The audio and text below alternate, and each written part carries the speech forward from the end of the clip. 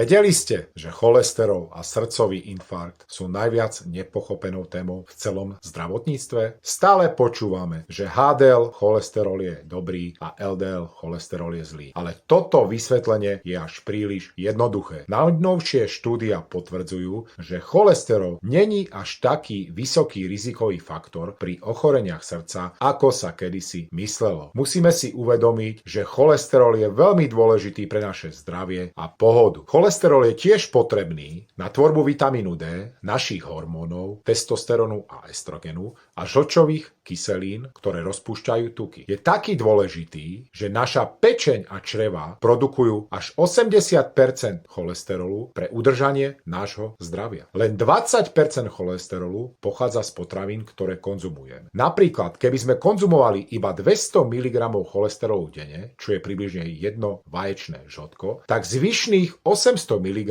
cholesterolu vyprodukuje naša pečeň z proteínov, sacharidov a tukov. Musíte si uvedomiť, že väčšina cholesterolu nepochádza z tuku, ktorý prijímate, ale pochádza z nadbytočných sacharidov, ako sú chlieb, cestoviny, cereálie, sladené nápoje a tak ďalej. Funguje to tak, že tieto potraviny navyšujú náš inzulín a inzulín stimuluje enzym v pečení, ktorá začne produkovať viac cholesterolu. Ak chcete znížiť zlý cholesterol, odporúčam cesnak, omega-3 mastné kyseliny, olívový olej, avokádo či cholín. Z doplnkových výživy je to niacin, ktorý je výborný, pretože dokáže znížiť zlý cholesterol a dokáže navýšiť dobrý cholesterol. Aké sú vaše skúsenosti s cholesterolom? Môžete napísať do komentára. Ak sa vám moje video páčilo, dajte like a prihláste sa na odber.